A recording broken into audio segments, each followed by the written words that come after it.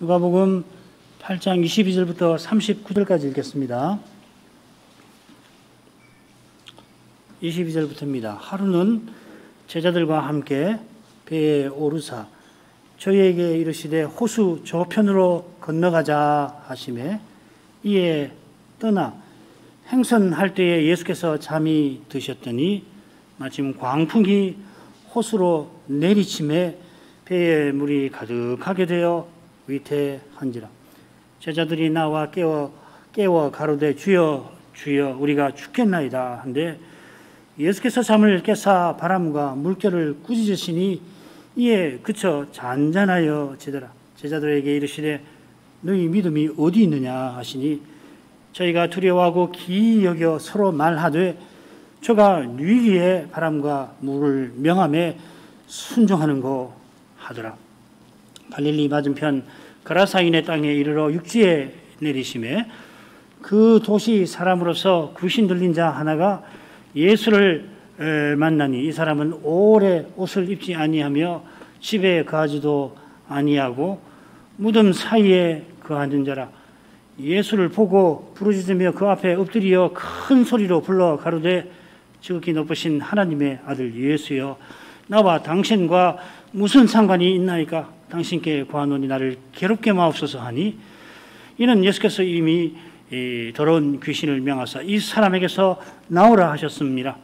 귀신이 가끔 이 사람을 붙잡음으로 저가 쇠사슬과 고랑에 매여 지키었을 때 그 맨 것을 끊고 귀신에게 몰려 광야로 나갔더라.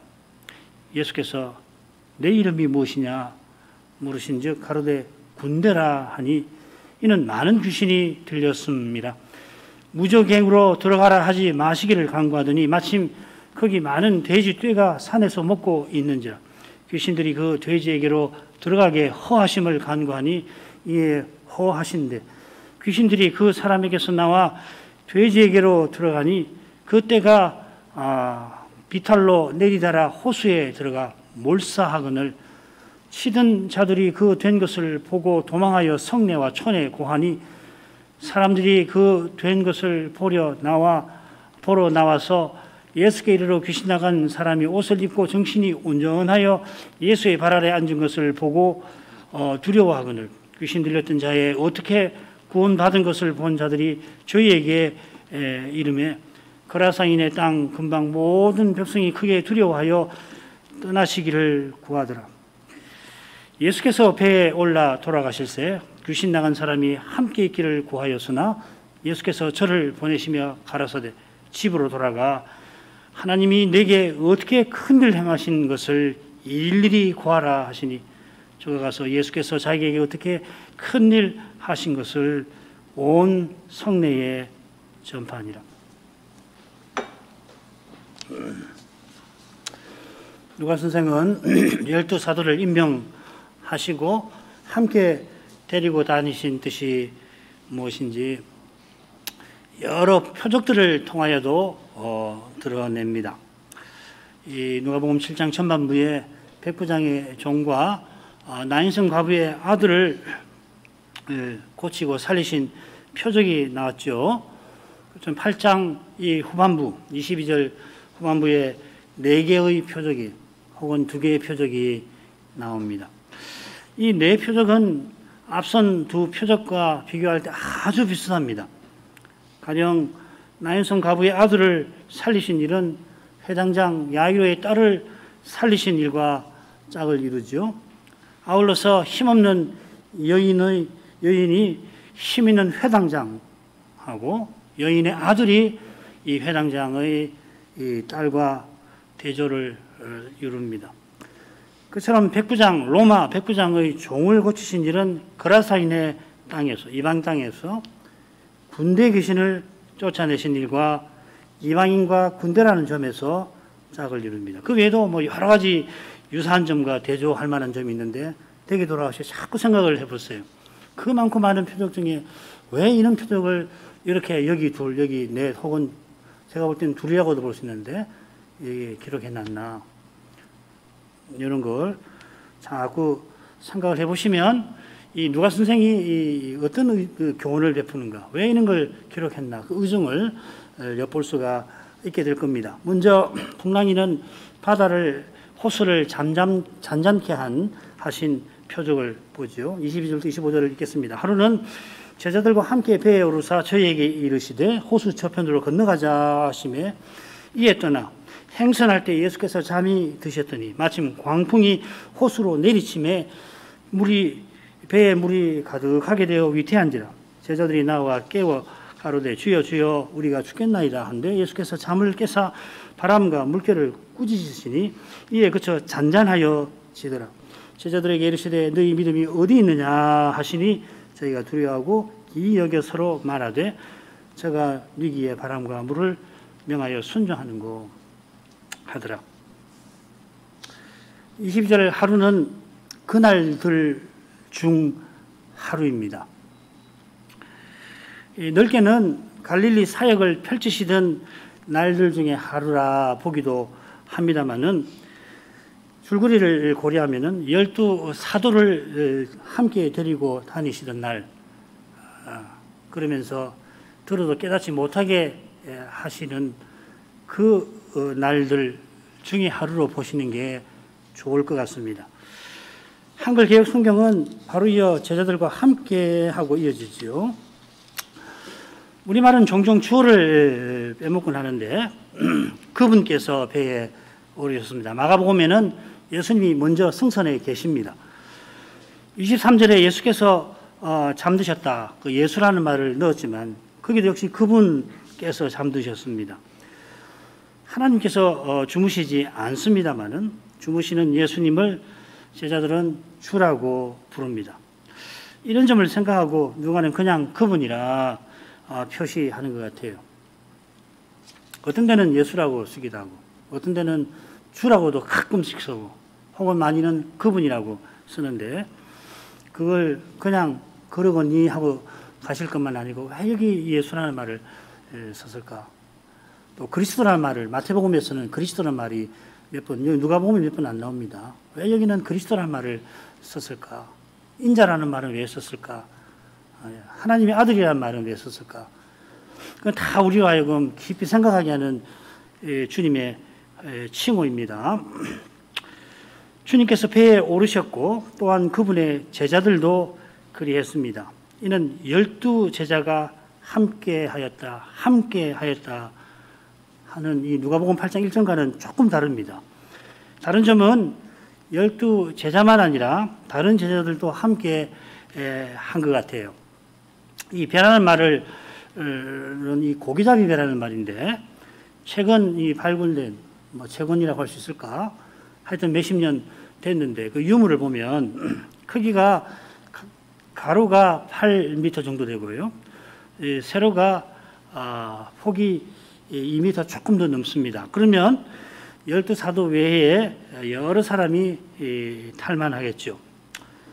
학자들은 그래서 누가복음 8장 2, 3절에 나오는 여인들이 탔을 거라고 추측을 하는데 단정하기는 어렵습니다. 마가복음에 보면은 다른 배들도 주님이 타신 배를 따라왔다 했으니까 누가 탔는지는 알 수 없지만 12사도는 분명히 이 배에 탔겠지요. 주님께서 호수 저편으로 건너가자 하십니다. 백부장 종을 고치신 후에 곧장 나인성으로 가신 것처럼 지금도 호수 저편으로 가서서 하실 일이 있어 가자 하십니다. 우리는 압니다. 그 일이 뭔지. 마태와 마가에 같은 사건이 기록되어 있는데 거기는 호수가 아니라 이 바다라고 되어 있습니다. 이 호수라는 말이 이 성경에 누가복음 그리고 요한계시록에만 나와요. 요한계시록에는 불, 못하고 이렇게 나옵니다. 이 호수라는 말은 누가가만 쓰는데 왜 썼겠나? 아마도 갈릴리 이 호수가 바다와 달리 같이 물이다 이걸 강조하기보다는 지금 건너시는 곳이 이 갈릴리 호수라고 하는 것을 지적하려는 것도 같습니다. 많이들 그렇게 생각하죠. 누가는 선생이 의사라서 매우 객관적으로 용어를 구사해요. 그래서 많은 학자들이 그랬을 거다 생각을 합니다. 호수라 건너간다 새긴 건데 호수를 지나간다 하는 말입니다. 통과한다 하는 말입니다. 이것은 나중에 거라사인의 땅에서 돼지들이 내달아 호수 속으로 들어간다라고 하는 것하고 대조를 이룹니다.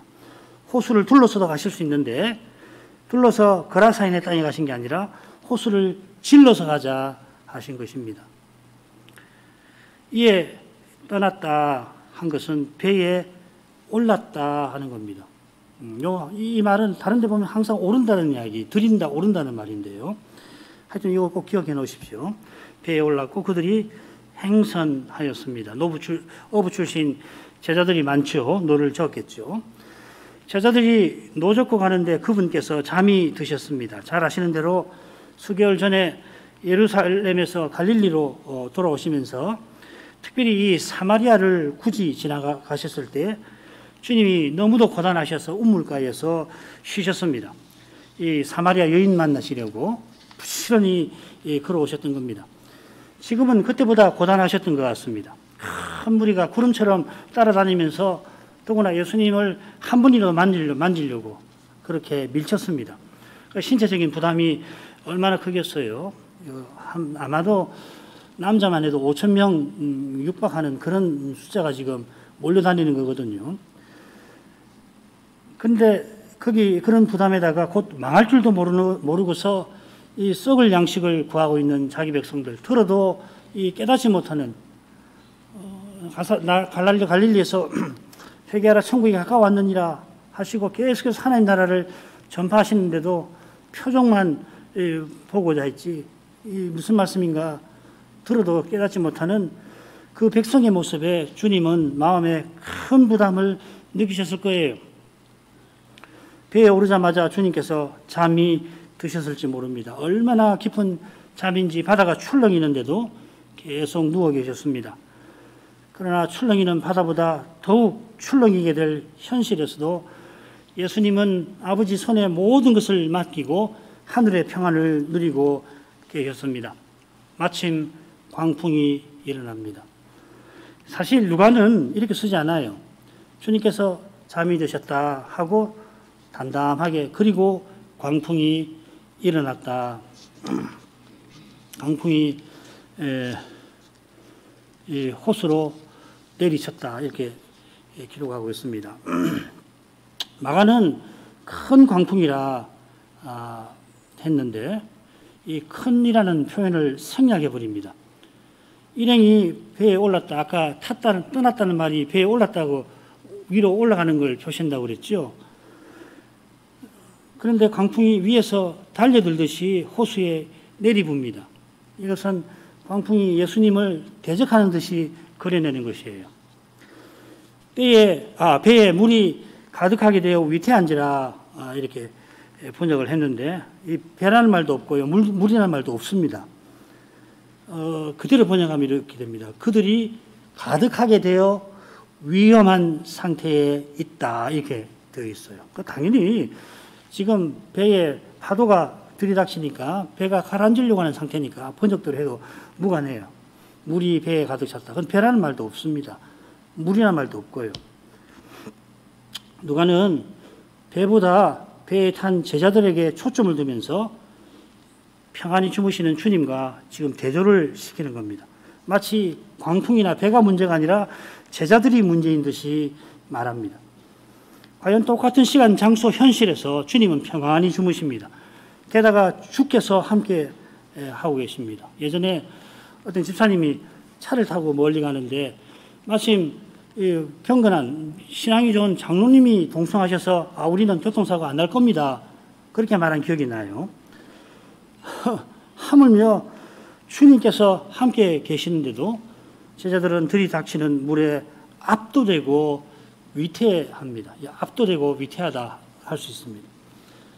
그들의 눈에 주님은 안이 배고 들이닥치는 물과 가라앉는 배만 가득합니다.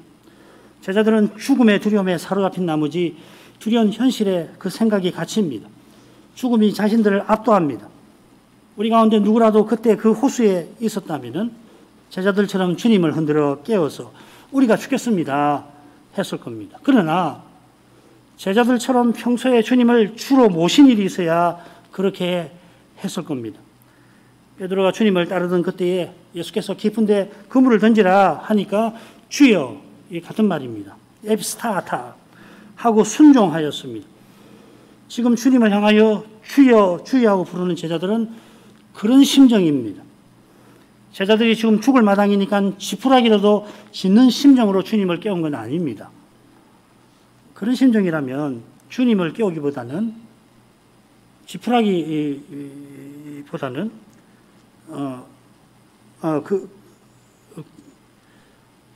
그런 심정이라면은 주님을 깨우기보다는 이 나무 판자를, 큼지막한 나무 판자를 찾으려고 하는지 모릅니다.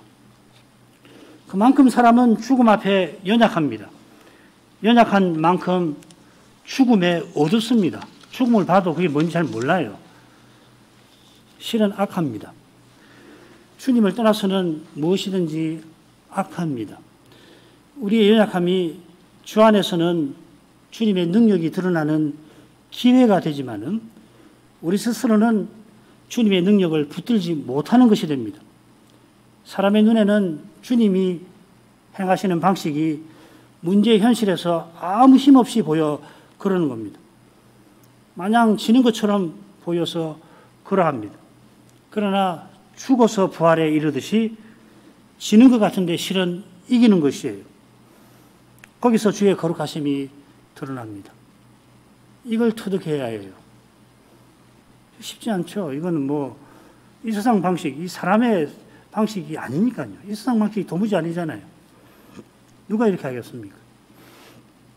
주님의 거룩하신 영광을 보는 사람만이 기꺼이 치료할 겁니다. 그처럼 거룩하신 주님께서 두려워하는 제자들들로 주님을 지금 부르게 하시는 겁니다. 제자들이 부르니 주님께서 잠을 깨십니다. 다른 데 보면 바다가 큰 바람에 일어날 때 이런 표현을 씁니다. 깬다라고 하는 표현을. 바다가 지금 크게 일어나서 위세를 떨치고 있습니다마는 그 점을 누가는 의도적으로 무시하는 것 같습니다. 잠에서 깬다는 말을 이 바다가 크게 일어날 때 쓰는데 주님께서 잠을 깨신다는 데 쓰거든요. 오히려 주님께서 큰 위세를 떨치시려고 일어나시는 것입니다. 바람과 물결을 꾸짖으십니다. 전에 주님께서 귀신이나 열병을 꾸짖어 고치신 것처럼 바람과 물결을 꾸짖으십니다. 태초에 빛이 있으라 하시니 말씀하신 대로 빛이 있었듯이 지금 바람과 물결에게 명령을 내리십니다. 바람과 물결이 크게 일어난 것도 저절로 된 건 아니지요. 하나님께서 그날 거기서 바람이 불고 강한 바람에 물결이 일어나게 하신 겁니다. 이 공간에 떠도는 먼지 한 톨도 하나님 손을 벗어나지 않습니다. 이는 무엇보다도 하나님이 우리와 약속하신 그 일을 이루시려고 먼지 하나도 붙들고 계시는 것입니다. 그저 하나님께서 정하신 자연 법칙을 그저 유지하시는 것만 아닙니다. 그게 궁극적인 목적이 아니에요. 이 세상이 이대로 한없이 유지되는 것이 아니듯이 영원한 나라를 가져오시려고 이제도 생명과 호흡과 모든 선한 것을 무사람에게, 불신자에게도 주십니다. 그날도 예수님께서 꾸짖으신 것은 결국 제자들과 우리를 위하심입니다. 바람과 물결이 사람처럼 죄 지은 건 아닙니다. 사람이 죄 지어서 광풍이 들이닥치고 물결이 일어나 때때로 사람의 생명을 앗아가는 것입니다. 그런데도 꾸짖으시는 것은 이런 현상을 이용해서 악한 자가 주님의 교회를 해코지하지 못하게 하시려는 것입니다. 그러자 이에 그쳐 잔잔하여집니다. 바람과 물결이 그쳤고 그 다음에 중요한 표현이 나와요. 잔잔함이 있었다 이렇게 되어 있습니다. 호수에 잔잔함이 있었다 했는데 이 있었다는 표현이 창세기 1장에 7번 나오는 그 표현입니다. 그대로 되니라 하는 그 표현입니다. 누가가 이런 표현을 쓰는 것은 예수께서 창조주 하나님이심을 드러내려는 겁니다. 예수께서 하나님이신 것이 누가에게는 분명한 진리였습니다. 주님께서 그들에게 말씀하십니다. 너희 믿음이 어디 있느냐?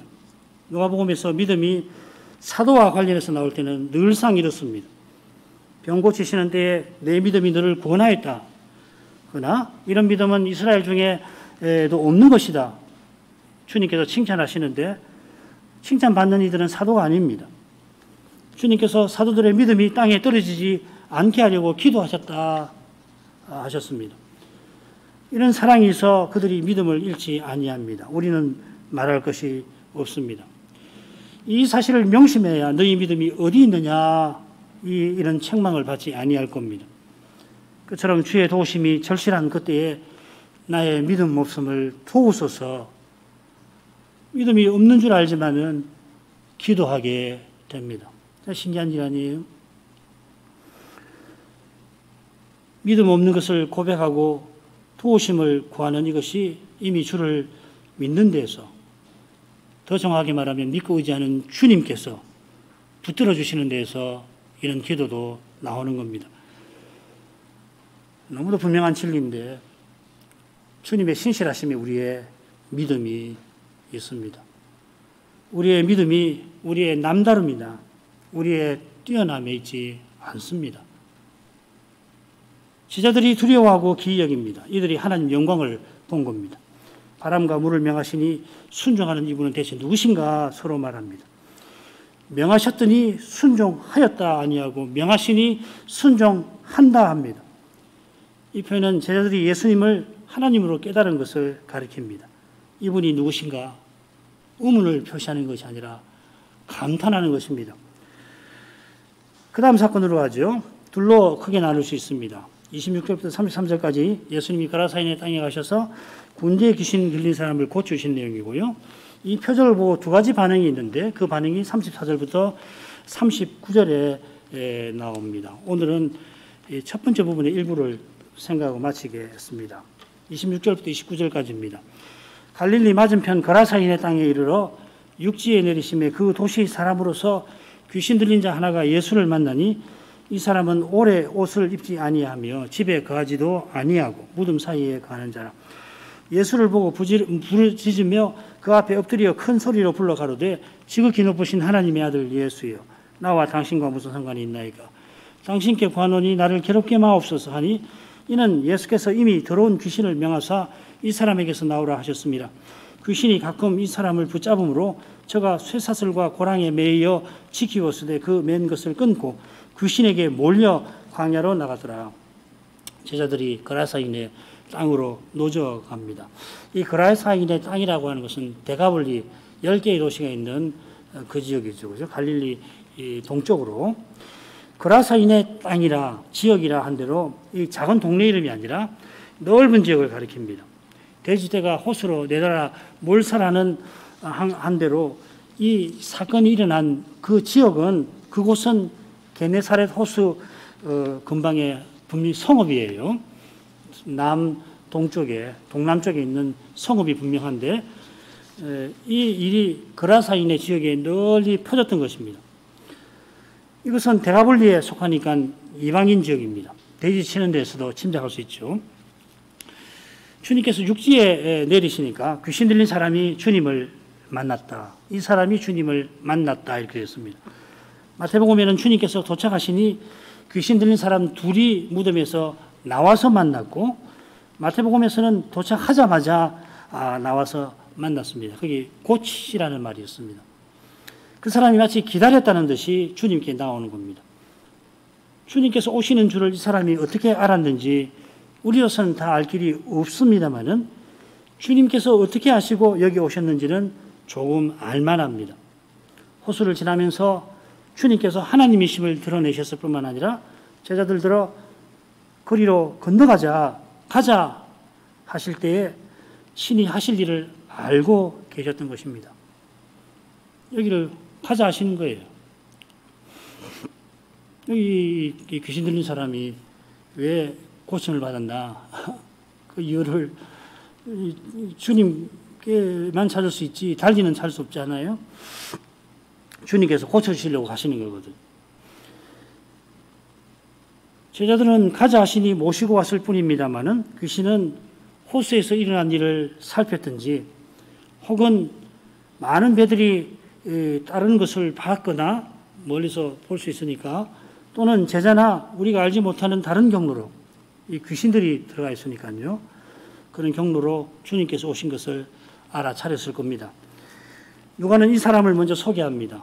그 도시 사람이라 했습니다. 나중에 자기 성내로 가서 예수님을 전하죠. 우선 마태복음에는 두 사람이 나와요. 한 사람이 아니라. 마가나 누가는 두 사람이 아니라 한 사람만 듭니다. 틀림없이 두 사람이 고침받았는데 마가와 누가는 한 사람만 듭니다. 마가가 한 사람을 드는 이유는 뭐 누가와도 겹치겠지만은 이 마가복음을 보면은 병 고치시는 표적을 보면은 꼭 한 사람만 나와요. 마가에는. 그런데 왜 이렇게 한 사람만 언급했나 마가가? 주님의 표적 자체에 관심을 집중시키려고 그런 것 같습니다. 누가는 마가와 달리 여러 사람을 언급하기도 해요. 열 문둥병자가 고침받은 사건이 나오죠. 아마 누가가 이 거라사에서 한 사람만 언급한 것은 그가 자기 성내에 들어가 증거하는 사실과 붙어 있을 겁니다. 이 사람만 자기 동네 가서 전했다 이 말이죠. 다른 사람이 있지만은 열 문둥병자가 있지만은 주님께 돌아와서 감사하는 사람 한 사람이었던 것처럼. 그러니까 우리 청년들도 있고 학생들도 있는데 이런 거 가지고서 질문 받을 때 당황하실 거 하나도 없어요. 성경을 잘 모르는 사람들이 봐라, 이 마태복음에는 둘인데 여기는 왜 한 사람이냐, 성경 잘못된 거 아니냐, 오류가 있는 거 아니냐, 뭐 이런 질문을 받을 수 있는데 전혀 당황하지 마십시오. 여러분이 그 이런 강서를 듣고 설명을 해주시면 좋고, 혹시 여러분이 설명하시지 않더라도 성경이 무너지는 거 아닙니다. 여러분이 성경을 수호하는 게 아니에요. 성경이 여러분을 수호하는 거라고. 아, 그러냐? 그러면 내가 성경을 잘 읽어보고 답해주마. 혹은 우리 목사님께라도 여쭤보고서 답해주마. 그러면 되는 거예요. 여러분들이 다 나서서 성경이 진리인 것을 증거해야 성경이 진리되는 거 아닙니다. 성경은 진리예요. 겸손히 진리인 성경을 들어야 합니다. 오늘 오전에 한 것처럼 착하고 좋은 마음으로 들어야 하는 것이에요. 그래야 깨닫게 되는 겁니다. 그러면 그런 이야기 오더라도 당할 거 하나도 없어요. 정말 뭐 아는 것 같이 그렇게 비판하지만 성경 모르는 분들이거든요. 배워야 되는데 안 배우고 자기들 상식으로 비판하는 거란 말이죠. 답답하죠.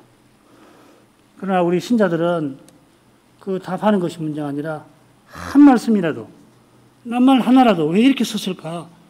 나라면 어떻게 했을까? 왜 이런 표현, 여러분 원문을 모르시니까는 한계가 좀 있긴 있지만은 제가 번역한 거 꼭 옆에 적어 놓고 읽으시면 도움이 될 줄로 믿습니다. 한 말씀이라도 다음 시간에 생각하지만은 왜 귀신 이름을 물으셨을까? 그러면 생각해 볼 만하잖아요. 예수님이 귀신 네 이름 뭐냐 물으신 일이 별로 없지요. 아마 이 경우밖에 없을 것 같은데 왜 그러셨을까? 자꾸 생각해 보는 거예요. 자, 그렇게 아시고 이 사람은 귀신 들려서 오래 옷을 입지 아니하며 집에 가지 아니하며 무덤 사이에 거합니다.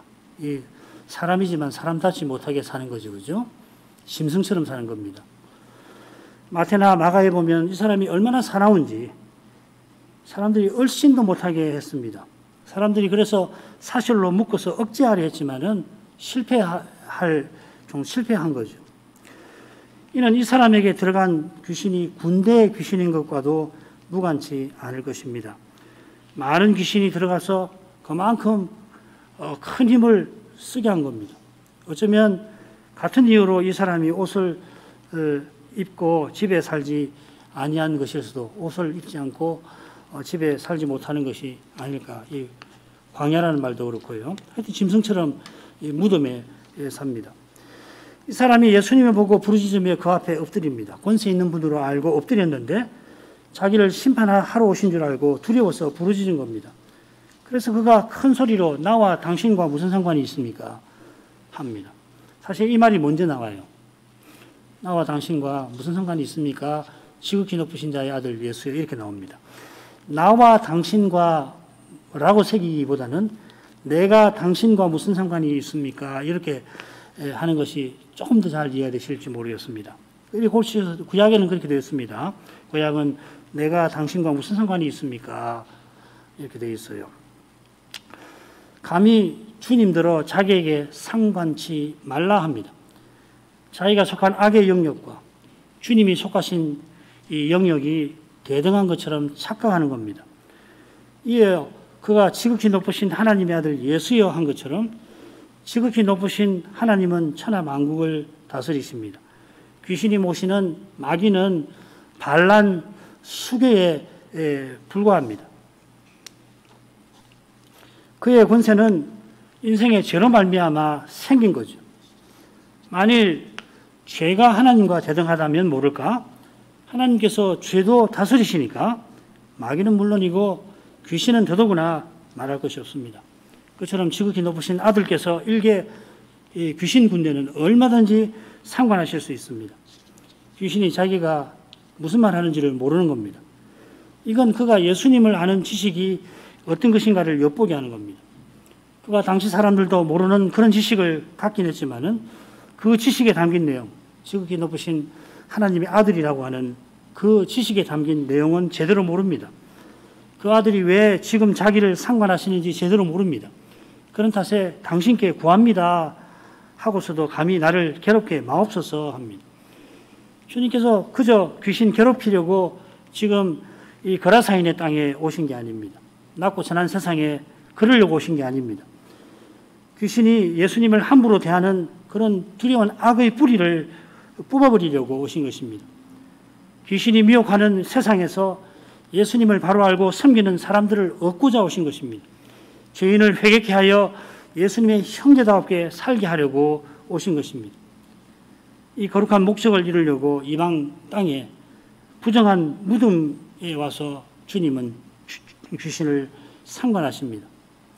귀신 들린 그 사람이 지금까지 오래 무덤 사이에 지내며 사람들을 두렵게 하던 그런 비참한 삶에서 벗어나서 주님을 섬기게 하려 하십니다.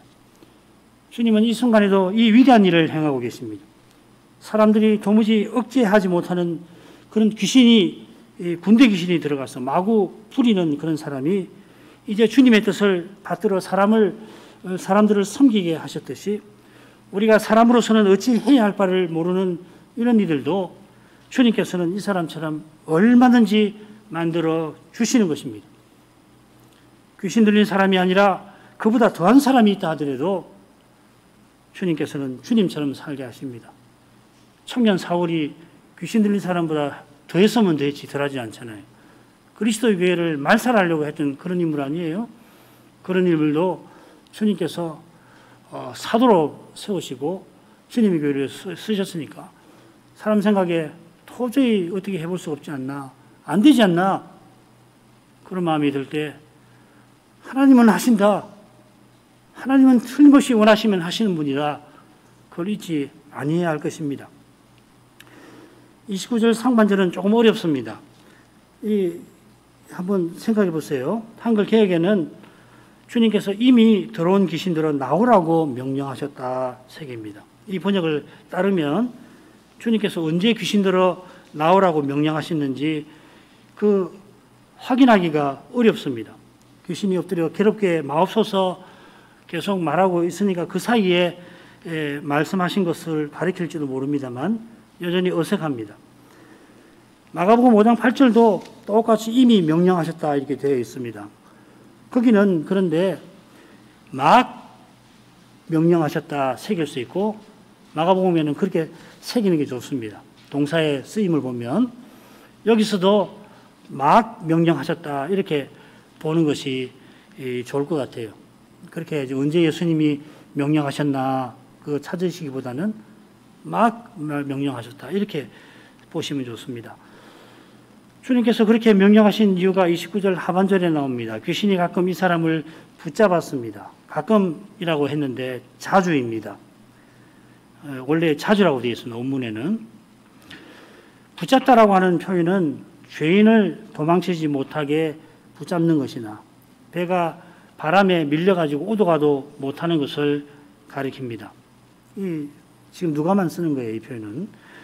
귀신이 이 사람을 장악해서 난동을 부려 사람들을 괴롭히게 한 겁니다. 그래 사람들이 쇠사슬과 고랑으로 그를 메어서 꼼짝하지 못하게 했지만 얼마나 힘이 센지 결박을 풀어버리고는 광야로 나갔습니다. 제정신으로 나간 거 아니고 귀신에게 몰려서 그래 했습니다. 사람이 하나님 형상대로 지음받아 하나님 영광을 드러내며 살게 하셨는데 귀신이 이 고귀한 사람을 흉측한 짐승처럼 살게 만든 겁니다. 주님께서 이곳에 오시는 길에 바람과 물결을 꾸짖으실 때에 하나님과 창조주의 영광을 드러내셨습니다. 그처럼 귀신 들린 사람을 굳이 찾아오셔서 이 사람이 하나님 형상대로 지음받은 뜻을 이루게 하십니다. 귀신 쫓아내시는 예수께서 하나님의 그 형상이십니다.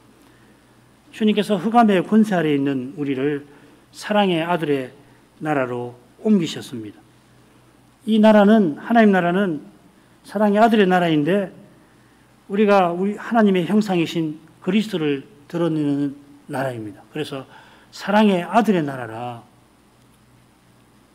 그리스도를 드러내는 여기에 하나님 뜻이 있습니다. 이 거룩한 뜻을 이루려고 하나님은 독생자를 아끼지 않고 내어주셨습니다. 독생자는 내 원대로 마옵시고 아버지 원대로 하옵소서 하시고 십자가에 달리셨습니다. 얼마나 거룩한 뜻일까? 아버지와 아들께서 하신 일에서 성신이 우리 안에 내주하신 일에서 잘 드러납니다.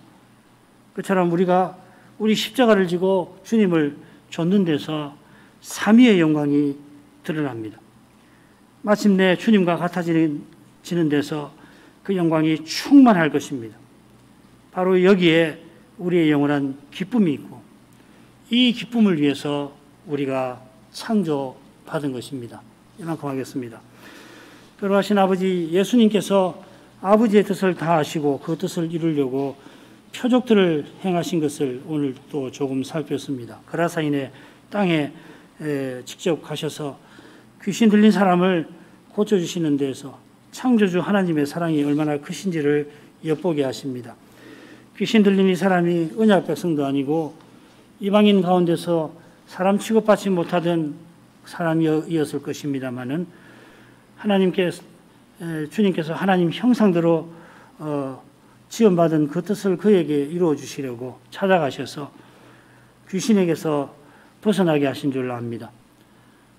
그가 이런 은혜 받은 이유가 오직 하나님 사랑에 있음을 거듭 깨닫습니다. 귀신 들린 이방인인 이 사람만 아니라 우리 모두가 하나님 사랑으로 구원받습니다. 하나님 사랑은 실로 거룩하십니다. 이 거룩한 사랑에서 우리의 소망은 희한하게 사라지지 아니하고 계속 우리 마음에 살아 있게 하십니다.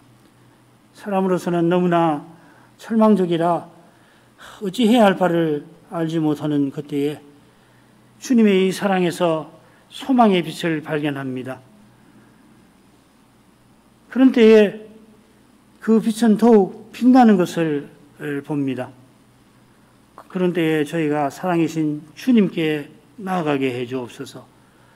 주님의 이름을 간절히 부르게 하옵소서. 예수님 이름으로 기도합니다. 아멘.